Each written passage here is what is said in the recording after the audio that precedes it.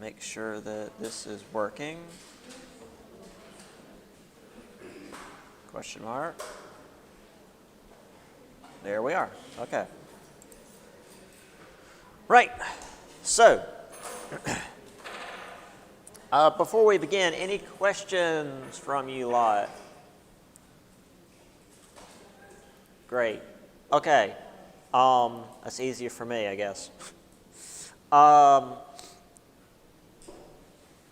Well, I guess I could give you guys a heads up, even though we do still have like a month and a half before the first paper is due, but this chapter is kind of where that first paper, the default idea, comes from. It's the reason for the move west. We're going to look into some of those reasons here in just a little bit. So just keep that in mind as we go into the material today. So this is where we ended last time, which is literally like slide 2. Well, I guess really slide 1. The cover doesn't really count.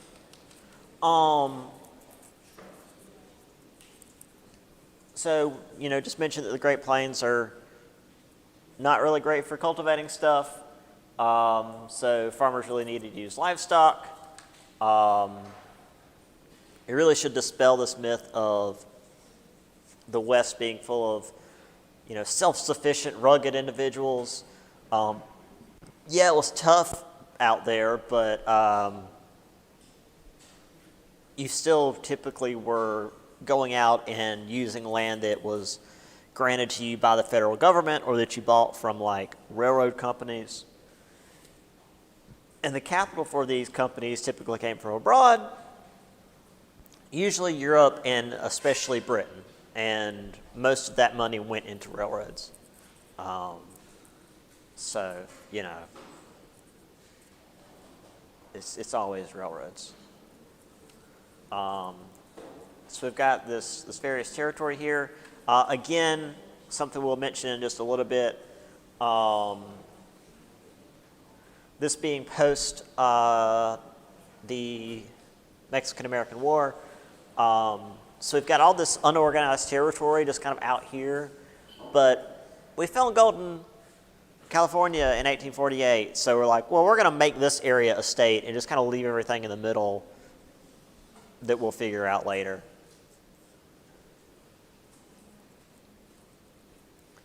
And again, the region out here in the not really the Midwest anymore. That's kind of considered, the Great Plains. Once you get past, oh, there it is. Once you get past a certain amount of just flat plains, you do start hitting different geographical regions. The Badlands up in South Dakota are very different, the Black Hills in particular. And then suddenly you hit the Rocky Mountains, and they're just these towering spires of rock, and it's very different from those of us from the East Coast, and we're used to the rolling hills of the Appalachians. And again, I mentioned that time zones came into existence because of the railroads, something that I will mention in basically every class. And then again, the Transcontinental Railroad, which is really the major construction for the railroad companies at the time.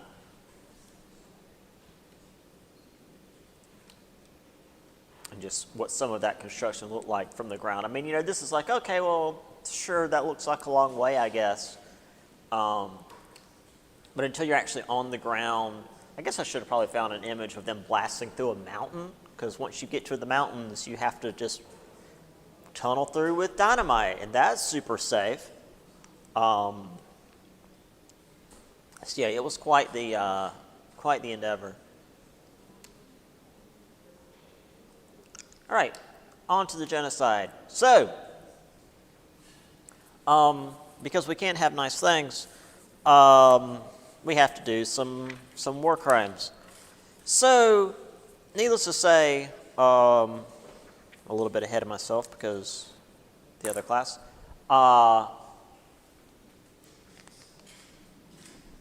The Great Plains weren't just this empty region where settlers could go and put down stakes and have a farm or roam cattle or whatever. They, of course, had many, many various tribes of natives.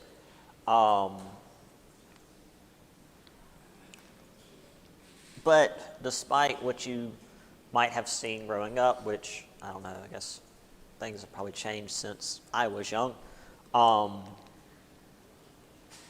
this idea of like the Indians being this one group out there in the West that opposed American expansion. Make sure my microphone's picking this up. Okay. Wasn't true really in the slightest. You would occasionally have a couple of tribes that would ally together, but by and large, they were very, very different. They had their own languages, customs, religions, cultures. They were as different from one another as European powers were, which I'll get into in just a moment. By the end of the Civil War, there was about 350,000 Native Americans west of Mississippi. Before Europeans dug their claws in, there was closer to 1 million. Those of you that were here last semester, which, again, most of you, you'll recall that there were tens of millions down in Central and South America with the larger Inca, Aztec, and Maya empires, but the Spanish took care of that. And then the tribes that were east of the Mississippi had largely been pushed westward by Jackson and his various cohorts. So the tribes as they had been were already being dismantled. So the tribes being as different from one another as they were made westward expansion both more difficult and easier. So in the way that it made it more difficult is when the American government decided to actually treat the natives like humans, and like learn the culture of a tribe and do peace treaties and all of that. It didn't really help them with the next tribe down the road.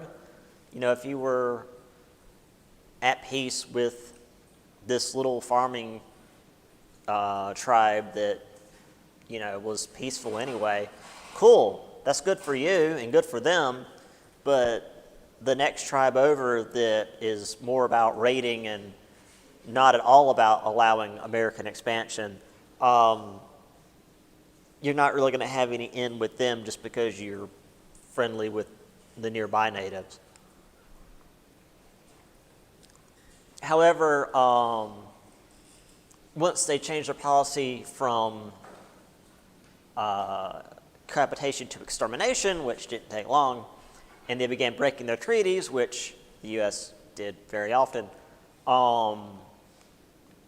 the tribes were often unable to work together due to these differences and often unwilling to work together because they had rivalries that went back, you know, generations.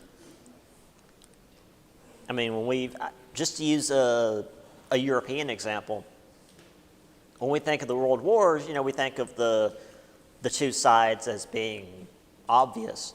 But in World War I, Britain almost joined Germany just to spite France. Like, that almost happened. It was very close to happening.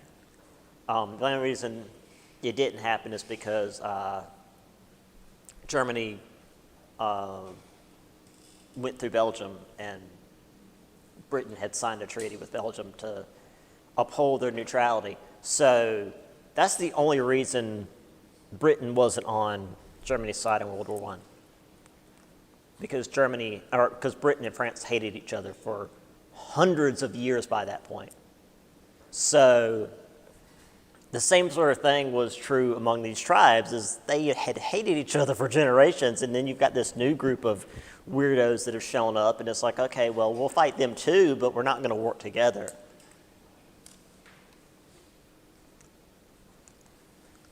And also, and this is going to be important for the next slide when we actually start talking about specific events,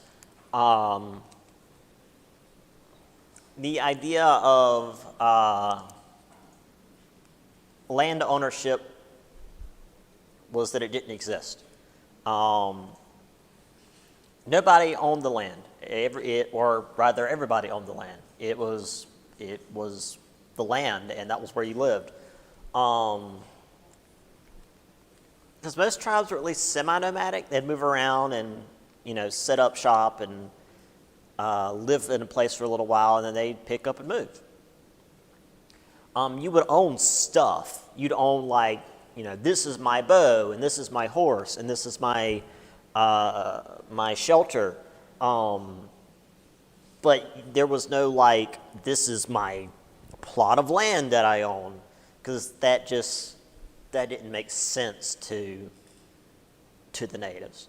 So as we get into these treaties in just a little bit, it didn't quite resonate with the natives when the Americans were like, okay, well, this is your land that you own. It's like, that doesn't quite work.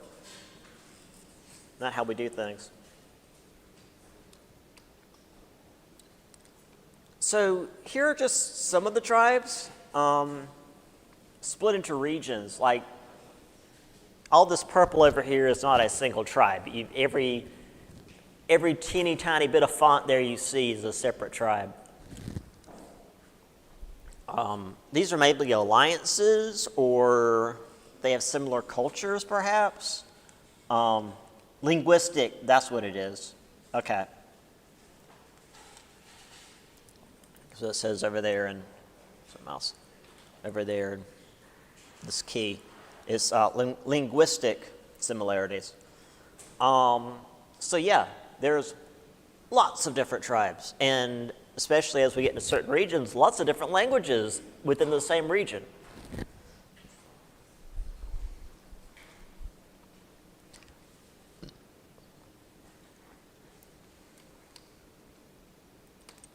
Here we have a native hunting bison, which again, bison being very important to the native survival, which again we'll get into. Also, it should be mentioned again, those of you that were here last semester know this, but those of you that may or maybe last year don't remember, horses aren't native to North America. They were brought over by the Spanish, and some got loose and became wild and had lots of baby horses, and then we had wild herds that were just hanging out, because horses do whatever the hell they want. And it didn't take long for the Native Americans to pick up what the Europeans were doing and be like, oh, you can tame these things and ride them and be able to keep up with the bison. Because before, if you folks remember the beginning of last semester or last year for you other folks, they just sort of had to sneak through the grass before and then throw spears at the bison and hope for the best. Now you can just keep up with them and shoot arrows into them at close range. So certainly a more active hunting style.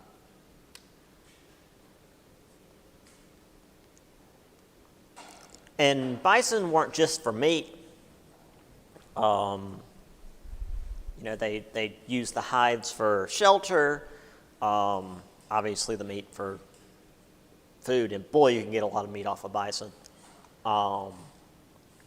They could even use the dung once it dried for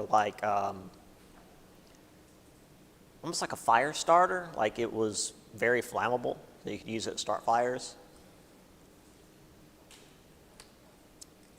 So, to start out with, as I mentioned, The federal government was fairly generous with the native tribes. They treated each group as an autonomous nation, recognized their ownership of the land they were on, which again wasn't really how the natives did it, but whatever. And so the Treaty of Fort Laramie, 1851, designated these areas that belonged to the natives so that the American settlers wouldn't encroach on them and that the natives would not leave these areas and get into trouble with the whites. But obviously, the gold rush was happening, and American settlers were often encroaching on native lands anyway, which often resulted in fights and oftentimes natives being killed. And usually the government didn't really do anything about it.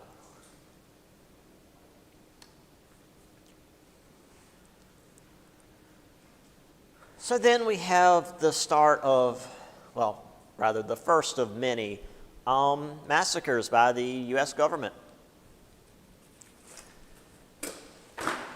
So, November 19th, 1864, 700 Cheyennes and Arapahoes. Arapahoes. I'm not great on native pronunciation. Gathered at Sand Creek, Colorado. Let me see how the book says this. Peaceful band of Cheyennes and Arapahoes under the leadership of Chief Black Kettle gathered at Sand Creek, Colorado, supposedly under the guarantees of U.S. protection.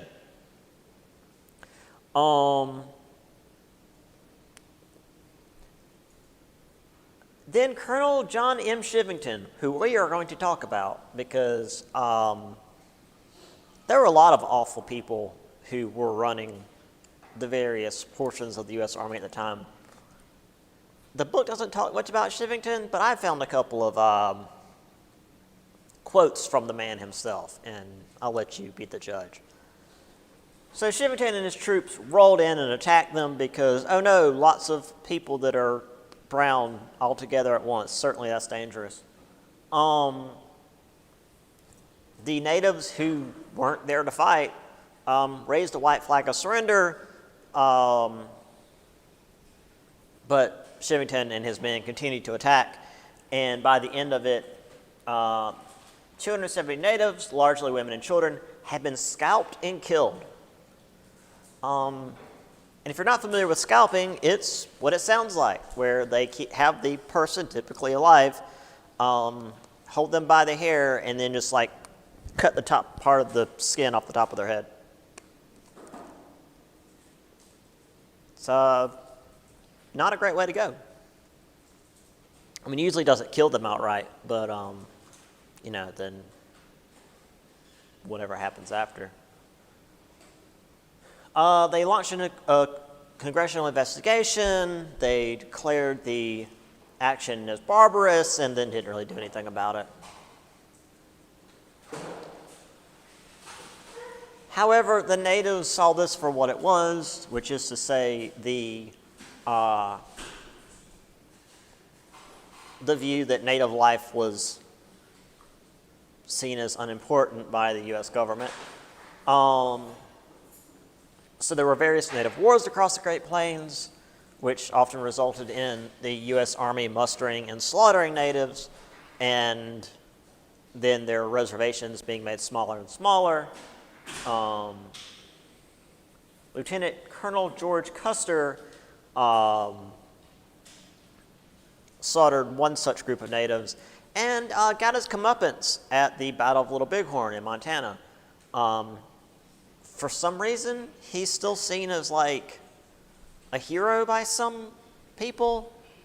And like the Battle of Little Bighorn is seen as like this tragic death of a great hero. It's like, no, the dude was killed in battle after having murdered women and children. So, like, whatever. This is mentioned at the end of this section, but it's a neat name, and also it's in bold in the book, so I figured it was important.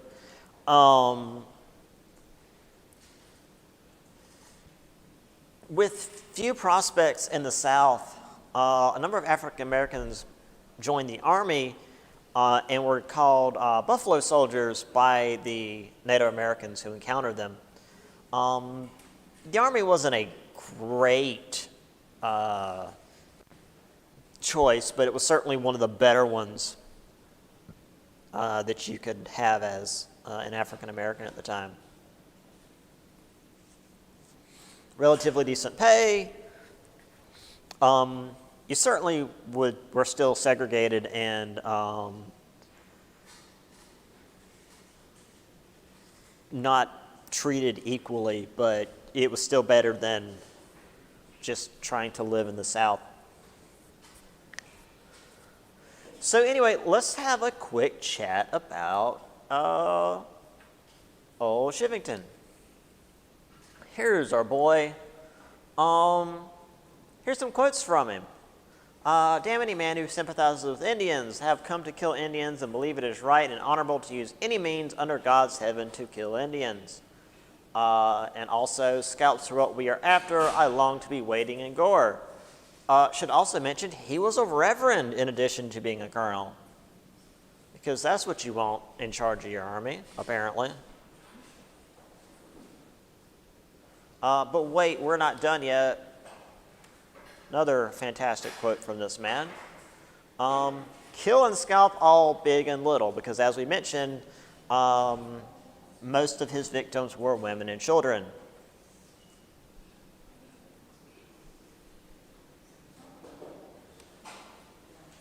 So that's what Shivington got up to.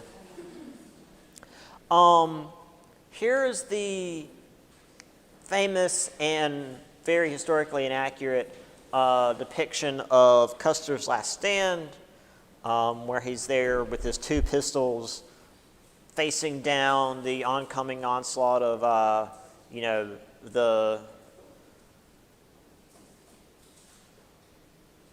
savage natives, which again was actually it was just a battle. It was just a legitimate battle that he lost, and he died. Like, I feel sympathy for someone who is like a civilian that gets murdered by a military action. But if it's just a military action against a military action, it's like, well, if you lose, you lose. Sorry. It's part of the fight. You die honorably, it's not an awful way to go. That's what you signed up for. Yeah, he got himself surrounded, and they cut him down. Which, again, this was like not long after he had slaughtered a bunch of natives, so they were after his ass. Here's some Buffalo Soldiers. Once again, I really like soldier portraits from this time, because you always have at least one dude like lounged out in the front. There's a really good one for my European history course. There's a bunch of British guys. They've got like the pith helmets, and so they've all also got the really big mustaches in addition to doing this. It's quite a thing.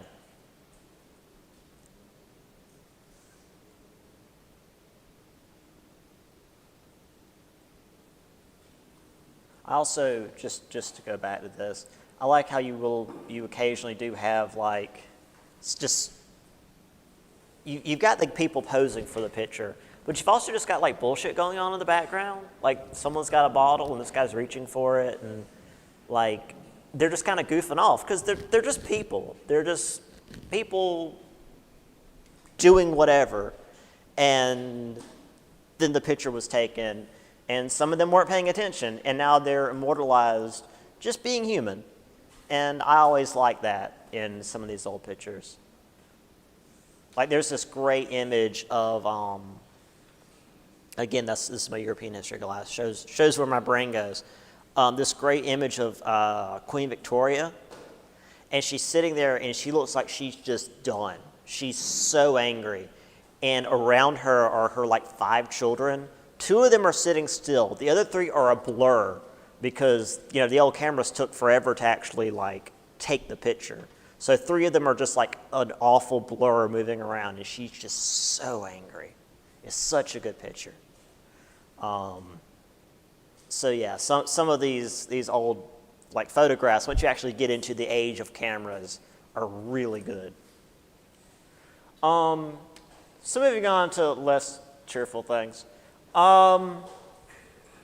As we mentioned, the native tribes often didn't want to work together and often were unable to work together because when you've got a language barrier, it's very difficult to, you know, work on strategies. And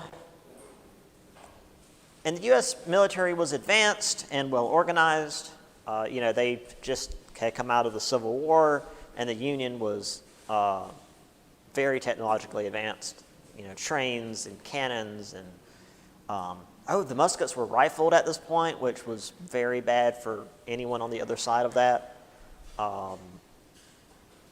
They had, I wouldn't say rapid fire weapons, but like a lot of their guns were multi-chambered. So like you had the Remington rifle where you can fire a shot and then just chamber another round rather than having to do like the musket thing of reloading another bullet.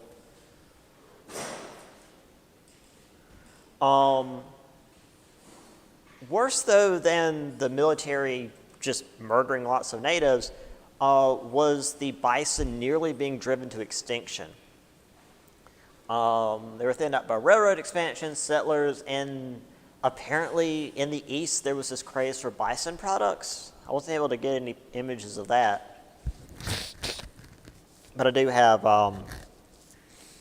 some of the bison destruction images. Is pretty rough. So with the tribes being pushed into smaller and smaller reservations, treaties being broken right and left, and that being so common that it just got out into the wider world, folks in the East began pushing for a reform policy with dealing with Native Americans. Let's maybe not just genocide them like the Spanish did. However, long story short, the most progressive policy was assimilation. Let's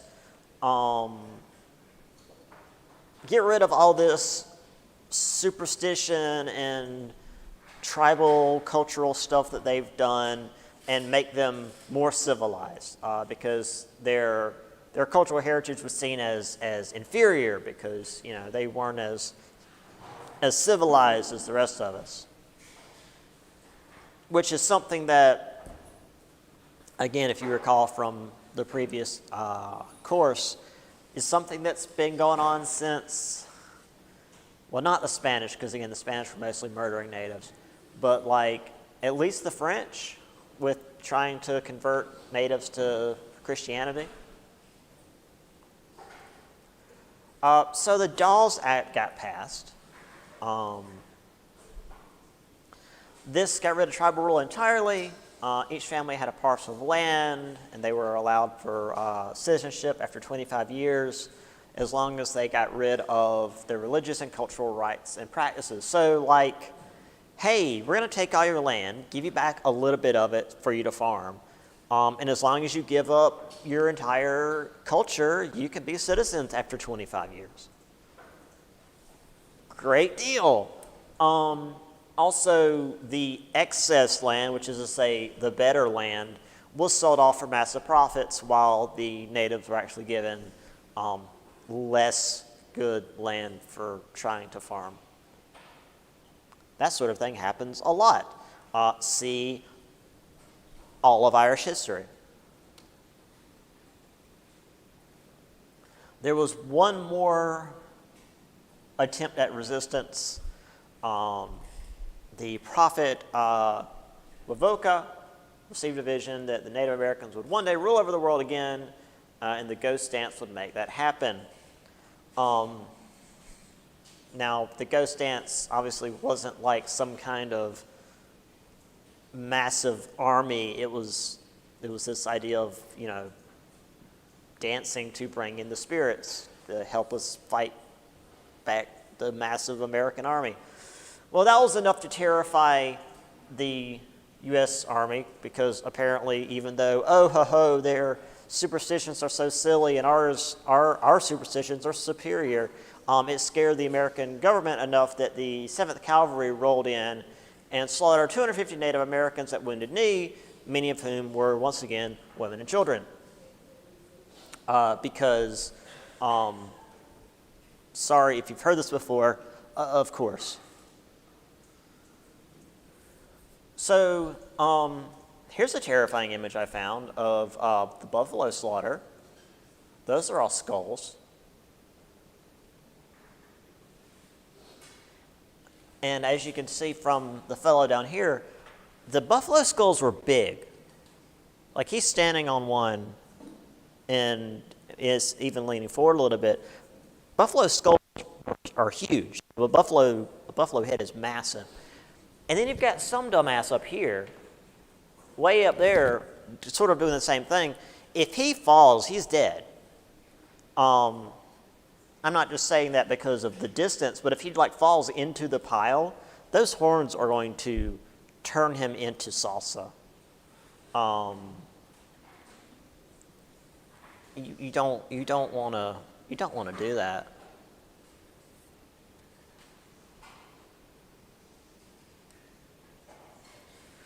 This is largely how the railroads would clear out bison. It's just get dudes to sit on front of the train and shoot into the herds. I mentioned this in my Tuesday, Thursday class, so I'll share it with you folks as well. My family decided it would be a great idea to take a road trip to Yellowstone National Park. And while we were there, since it's a national park, there's not a lot built up there. There's a few areas where, you can park and see stuff, and there's a couple of areas, obviously, where you can stay.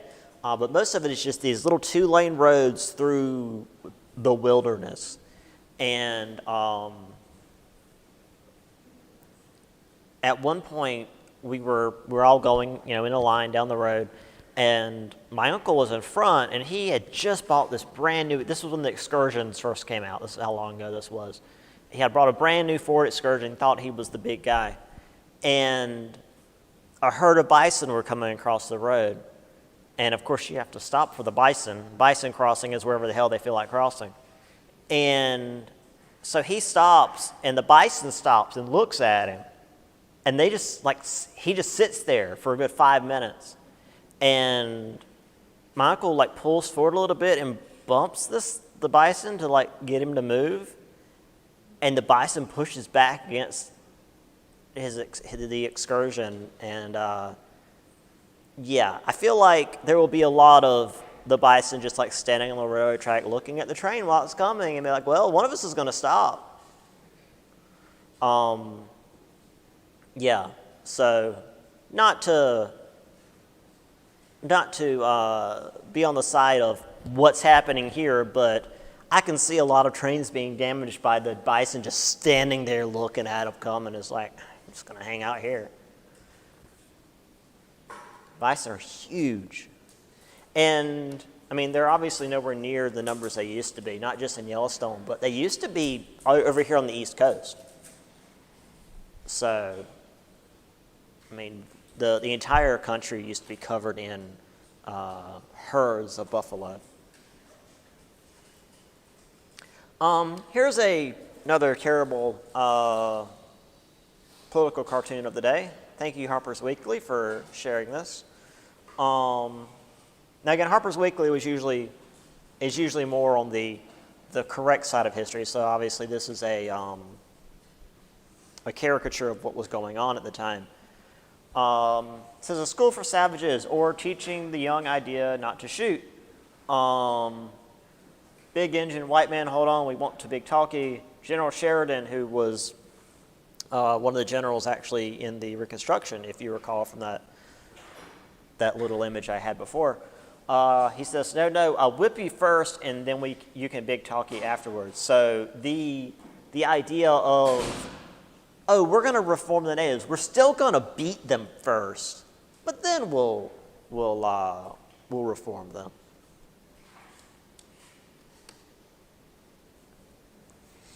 Oh, this is a 2012 image, but it works. This is terrifying, like the Langalore Dolls Act. But it works. So, it's the Dolls Act eating up the native land.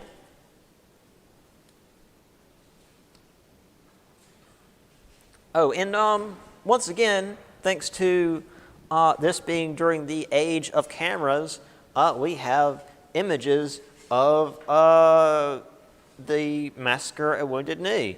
So we just have bodies lying in the snow. Thanks, modern technology.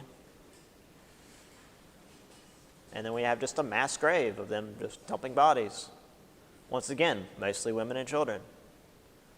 But they called it the Battle at Wounded Knee to make it not sound as one-sided as it was.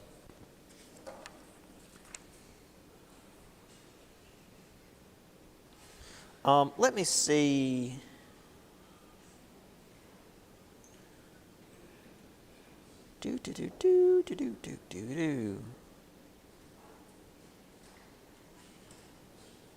Here we are. Oh no. Where's the Dolls Act? Oh, right. I guess I should mention. So let's take this down. This assimilation thing, we're still finding the remnants of how horrible that was to this day. You may have heard about some of that in the news in the last couple of years, where some of the boarding schools that children were sent to after being taken away from their families and sent to boarding schools in order to become more white, they just had mass graves just full of children's bodies because they were mistreated. And when they died, they were just not kept on record and thrown in a mass grave. That happened all throughout Canada because they were horrible to their native population as well, and it happened all throughout North America, throughout the United States as well. So this idea of, oh, well, we'll just make them not their culture anymore, that still ended with lots and lots of deaths. So, yeah, happy stuff. Let's go into less genocide now. The mining frontier. Okay.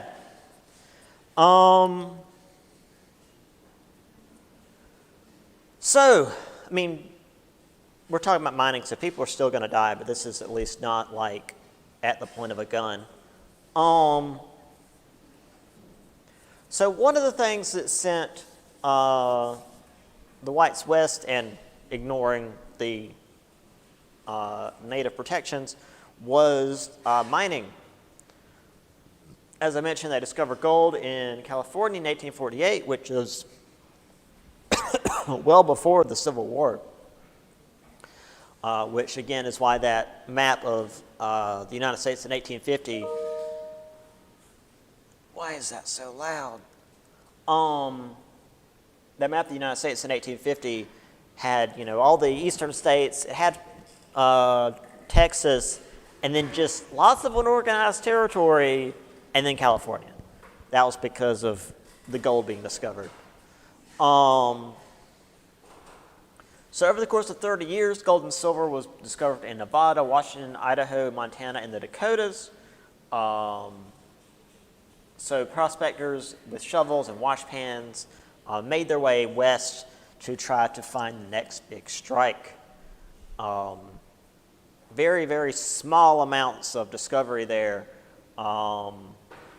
Shovels and wash pans were finding little flecks of gold and hoping that, well, maybe it came down the stream from one of these mountains here so we can start digging and hope we find something big. The largest of the strikes was the Comstock lode, which was about $350 million worth of silver. That was in Nevada, if I remember right. We'll get to that a little bit later. However, once they did find a vein of precious metals, they could only really do some surface digging. You know, they had some pickaxes, they had shovels. They could maybe make a sluice gate and do some more advanced, like sifting through the dirt and the gravel and whatnot. But as far as actual like underground digging, they couldn't maintain that. If you wanted to have like a handmade mine, that's a good way to get killed. So typically, once they discovered a vein, large industries will move in, and if you wanted to continue digging up gold and silver, you will become a wage-working miner. And about half the folks that came to this region looking for the next big strike were foreigners, either from Mexico or China. Again, lots of Chinese immigrants. We'll talk about them probably next week. I don't think we're going to get to them today. But there was a large group of Chinese immigrants. And once again, America showing how friendly they are to immigrants when we get to that part. Miners could have paid about $4 a day, which was enough to survive in these boom towns where most of them lived. But, of course, it was barely enough to survive. There was no getting rich working as a miner. Because once you were a wage-working miner, it didn't matter what you found. It all went to the company, and you got your standard pay rate. Work was also very dangerous. Temperatures in the shafts would reach over 100 degrees. There were noxious fumes. I mean, because there's all sorts of weird stuff underground. I mean, you don't think about if you're digging underground and you break into like this cavern and it's just like full of gas that will kill you. That's not something you usually think about. Fires, because again, a lot of times there will be fumes or even just dust in the air that would catch fire. Floods of scalding water, which sounds like an awful way to go underground. So yeah, it was very easy to die mining. Once again, let me rephrase that. It is today very easy to die mining. Back then, it was extremely easy to die mining. And if you were mining something like, say, coal, even if you didn't die in the process of mining, you were going to die young just from having breathed all that crap in.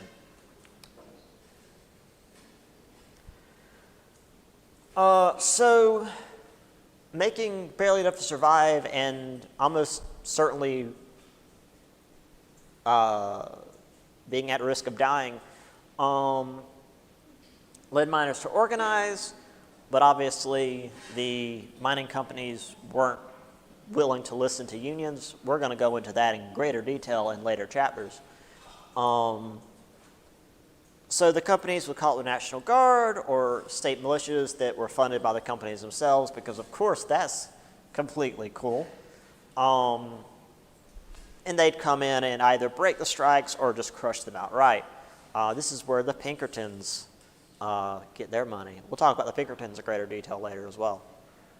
If you're familiar with Pinkertons, this is kind of where they start. But again, we'll talk about them later. So here we have some gold mining. The mother lode there in the middle, that's your Comstock lode. Or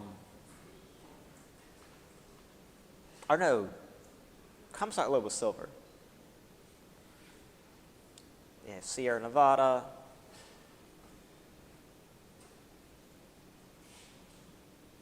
This is panning for gold, where you get silt and stuff out of the stream and shake it out. And since gold is heavier than most of the other materials you're going to be dealing with, it should sink to the bottom and stay in the pan. It's a very specific process. You have to know what you're doing, or you're just going to dump it right back there in the water. Here's some folks with a more advanced sluice gate, where you can dump more of the stuff and run water through it and be able to go through more material and hopefully get more gold and have a better idea of if where you're digging is worth digging. And there again is a larger, and see, this is still like handmade. This is regular folk sluice gates. This isn't mining industry stuff. Here's some boys recently back from the mine with their fancy mustaches, except for the guy, well, two guys, but the guy in the back who you may not have seen at first because his face is all covered in crap. His lungs probably look like that too. So I don't know how much longer he's going to live. Here's some of the boom towns that would just crop up around the mines. And we'll actually talk about this specific event a little bit later, where the wives and daughters of the Union strikers actually came out and essentially fought the Pinkertons and shamed them into leaving. It was really cool.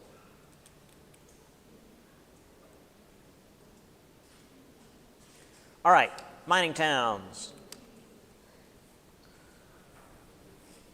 So, typically if you're thinking about a town built around a mine, you're largely thinking about, well, like that image just a moment ago. Just a bunch of dudes taking a picture before one of them's probably about to die. However, women headed west in large numbers to the boom towns, plural. Story County, Nevada, which was in the middle of the Comstock Lode, so it's a good representation of the West, even if maybe in the middle of the Comstock Lode might give it a larger representative number. There was a census in 1875, showed about half the population to be female. So it was about half men, half women, which, again, for a mining boom town, some pretty even numbers there. Most women worked in boarding houses, hotels, and private homes as domestic laborers. So, did a lot of work around the boom towns because most of the guys got done not dying in the mines. They still needed a place to, like, drink and then pass out. However, prostitution, which was legal at the time, made up the single largest employment of women. It paid better than the other jobs, but it was also notoriously dangerous because, it's prostitution. It's very dangerous.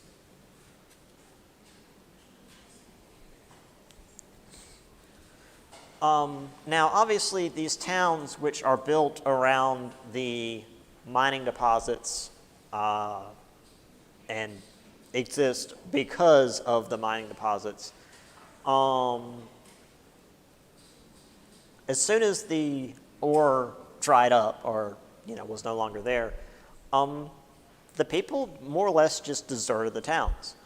So later folks coming through would find these towns usually in near pristine order, but there was nobody there, which, I imagine would be spooky as hell. And that's where you get your ghost towns in the West. For example, it mentioned census data showed the number of prostitutes in Virginia City, Nevada, went down by more than half by 1880. So 1875.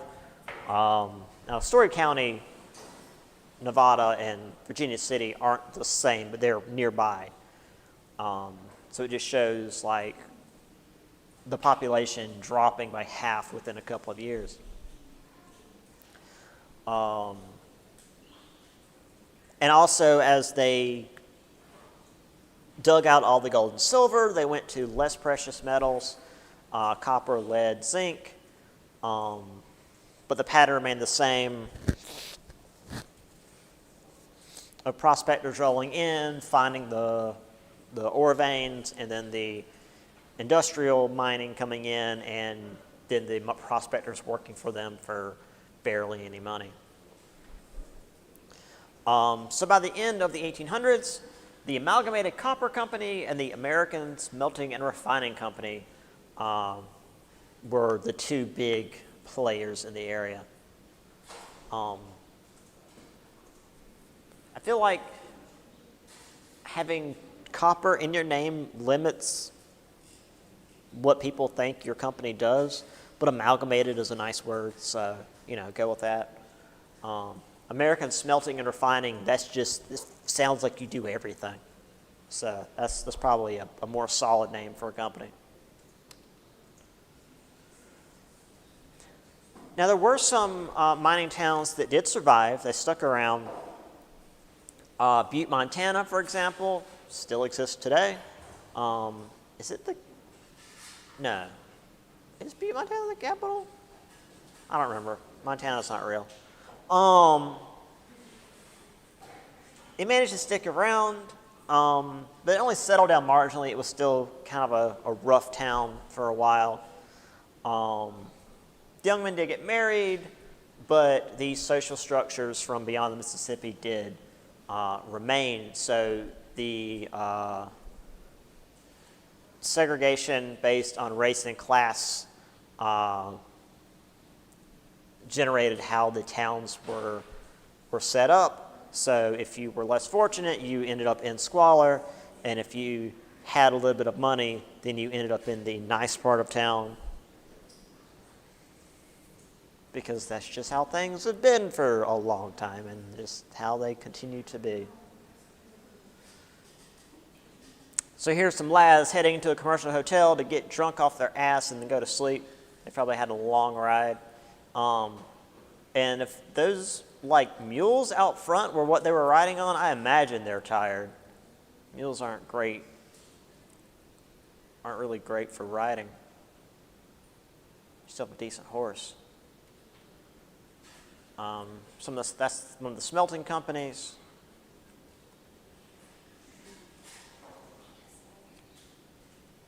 There we have the family actually here. Again, one of the sluice gates.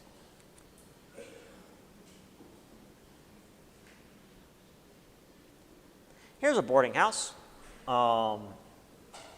Again, usually run by typically one woman or a group of women. This is the Italian boarding and rooming house. They've got beer, so that's where you need to go. California bar. Usually downstairs is the bar, upstairs is where you sleep. Everybody out there taking a picture. And some of the working gals in the 1800s. It's a really high quality image there.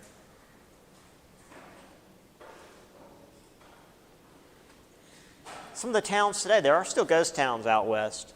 I imagine they're probably being maintained by the state so they don't just collapse into nothing. Because I'm sure they're probably pretty good tourist traps. Here's an older image of just these towns being deserted. I love these older steeples too, where they don't have the money for an actual bell tower, so they just build the steeple up and just leave it with the scaffolding there. It's like, here's our steeple. We don't have money for a bell, so we're just leaving it as is.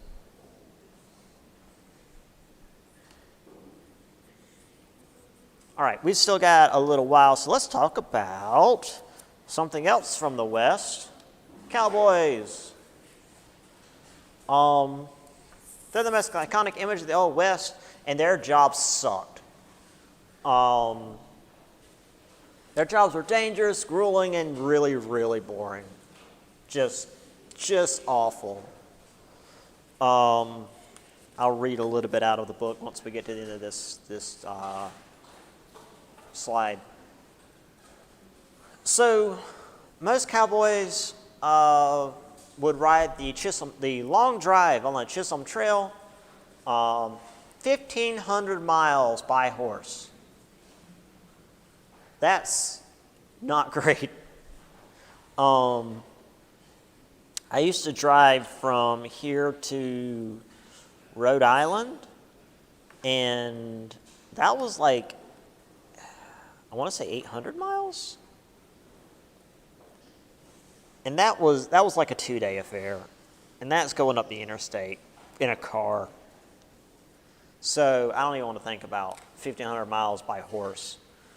So they moved from Texas through Oklahoma to Kansas, like Abilene and Dodge City. There were train depots there in Kansas that took the cattle the rest of the way up to Chicago. I can imagine if the poor cowboys had to go all the way to Chicago. My God. The cattle were brought up to Chicago to the slaughterhouses because, well, beef was the big thing in America at the time, which, I mean, it kind of still is. Come on. So about 2/3 of the cowboys were white, largely former, Southerners who fought in the Civil War. Not really former Southerners, you're kind of always a Southerner. And the remaining third were either Mexicans or African Americans, which, you know, made for some racial tension.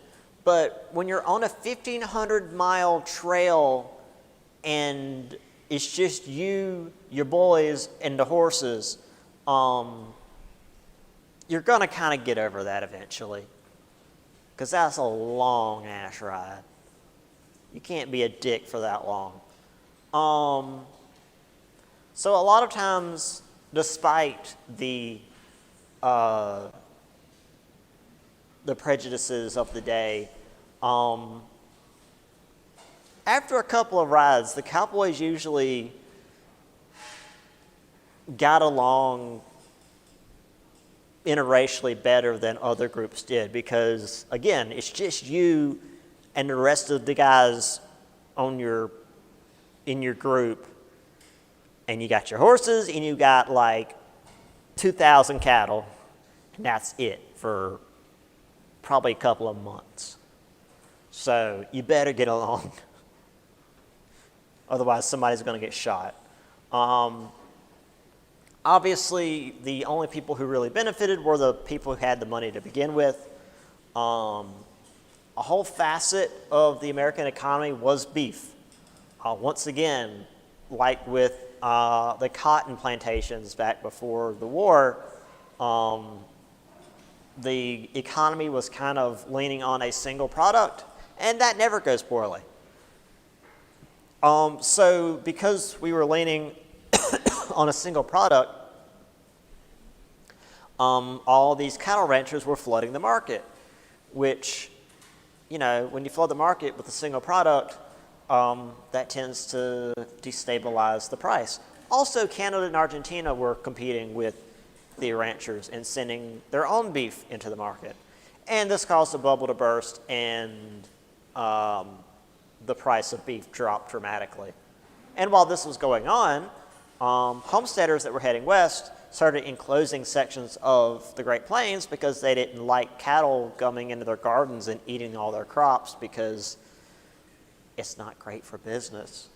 And then also to make things worse, there was a huge, or a series of very, very cold winters and a drought between 1885 and 1887, which destroyed about 90% of the cattle herds. Holy hell, that's a large number. You don't see 90% in real statistics very often. So yeah, most of the cattle barons just completely went bankrupt. And if the cattle barons aren't paying cowboys to move cattle, the cowboys got to go somewhere else to find work. So here's the boys hanging out, having them some probably some food before moving on to the next trail. So yeah, it would just be like you and maybe a dozen guys, and this was all you did all day. Is you just kept a couple of hundred, if not 1,000 cattle from wandering off.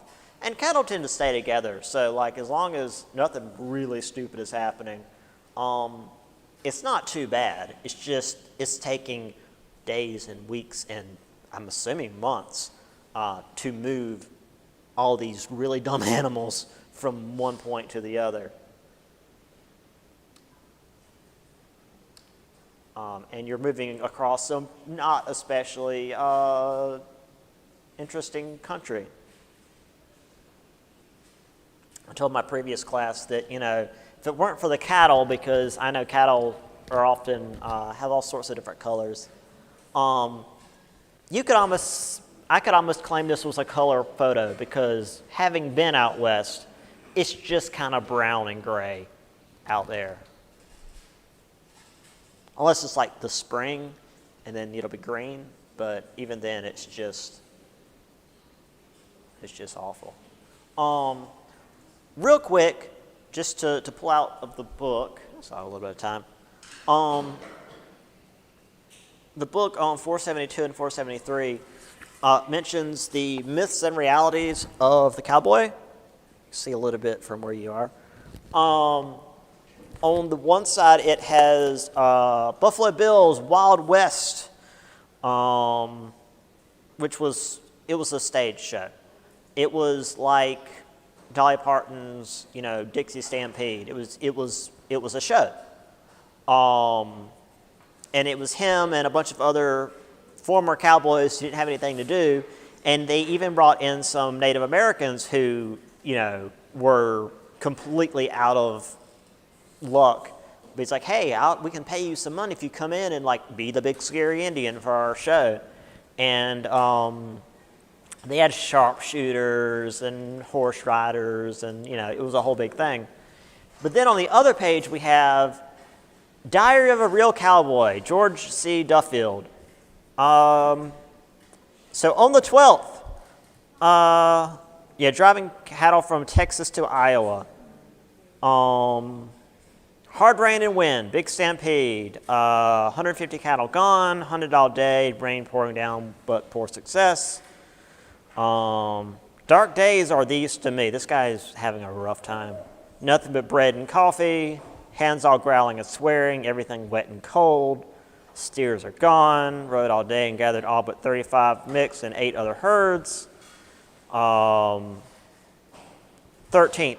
all he's got written. Finished separating our cattle and moved up 4 miles. Very warm day. 4 miles in one day. This is a 1,500-mile ride.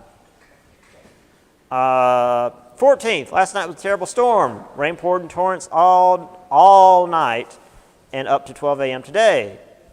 Our steers left us in the night, but for once, again, italics, on the whole trip we found them all together near the daybreak. Although all our other herds were gone, we are now 25 miles from Ark River and is very high. Last night was a dark, gloomy night. We made it all night. Today it is raining. So it's just like, it's a shitty job. It wasn't the fancy adventure that you would see in movies. It was awful. A lot more rain than I would have expected, or at least was for this guy. All right, so we'll talk about the farmers next time. I'll see y'all on Monday. Wait, right? It's Wednesday, isn't it? Yeah.